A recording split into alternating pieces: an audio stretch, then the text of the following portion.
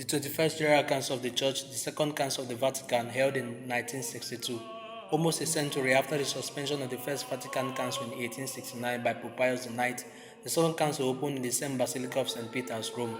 The council came from the new Pope, who had a wide range of reforms in mind, trespassing the tradition of 2,000 years of supremacy and predominance taken for granted by the papacy. This was Pope John the 23rd. The cardinals who elected him thought the old man would not last long and they would have time to search for a suitable person to fill the shoes of St. Peter. But their calculations were wrong. Pope John's pontificate of 5 years could be compared to any of the great popes of the church. Born into a poor family, he was by nature an apostle of the less privileged and the poor. As bishop and then as cardinal, he had lived as a Vatican envoy in the capitals of many third world countries. He saw the power play and closed door policy of the Vatican Curia, which was the center of the church administration. He knew that there was something wrong in the church, but he could do nothing as a bishop of Venice. The world had progressed economically, culturally, politically, and scientifically, yet he saw the church standing far off from all this progress. It was this same old Korea and the same old cardinals with shut doors and almost sacrosanct secrecy and silence that he saw as he sat on the chair of St. Peter. Pope John wanted a resurgento, an awakening in the church. There is nothing that should be hidden, he said to his cardinals. Immediately after his election, the doors and windows of the Vatican were opened. We have nothing to hide, for truth is our way of life. He saw with sorrow the church crumbling in Europe after the Second World War and communism raising its head everywhere, even in his beloved Italy. Catholic countries like Poland and Hungary were lost to the church. He saw another form of danger from those who set aside the idea of God and religion in their march towards progress.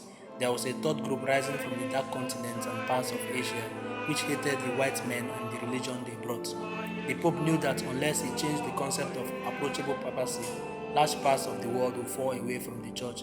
His two encyclicals, Mater et Magistra and Pacem in Terris, outlined the course of action. He broke the barriers that surrounded him. He placed himself in the midst of the world and not in the midst of the Vatican. World leaders loved this grand old man.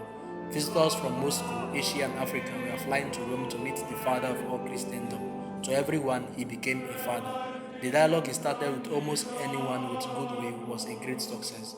He knew that truth will lead the church to a new Pentecost. It was with this hope that Pope John the 23rd called the Second Vatican Council.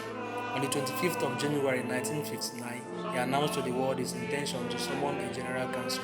The date for the opening was fixed for October 11, 1962. It will be the greatest event of the 20th century.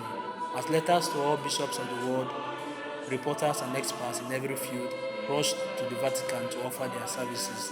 When the council opened, there were 4,000 in the Basilica of St. Peter. Of these, 2,800 were bishops and heads of religious orders.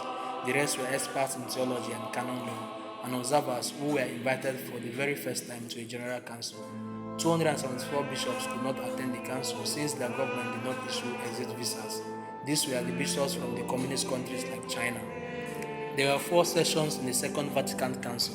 The first was presided over by Pope John the 23rd from October 11th to December 8, 1962. As the proceedings were being set up for the second session, Pope John the 23rd died on the 3rd of June 1963. He was not fortunate to see the end of his reforms. It was indeed a great setback to the council, but the election of Pope Paul VI saw the completion of the work begun by John the 23rd. Paul reconvened the Second Vatican Council on the 29th of September 1963. The second section lasted till December 4th. The third section began on the 14th of December 1964 and ended on the 21st of November that same year. The last section began on September 14, 1965, ending on the 8th of December 1965. The council formulated and then promulgated 16 documents, out of which 2 were dogmatic, 2 pastoral, 9 decrees, and 3 declarations. All of these were directed to bring reform into the church. The key documents are the 4 constitutions, namely that on liturgy, the church, the renewal of religious life, and the ministry and life of priests. Compared to all the other 20 councils of the church, Vatican II stands as the first in enacting of reform and renewal in the church.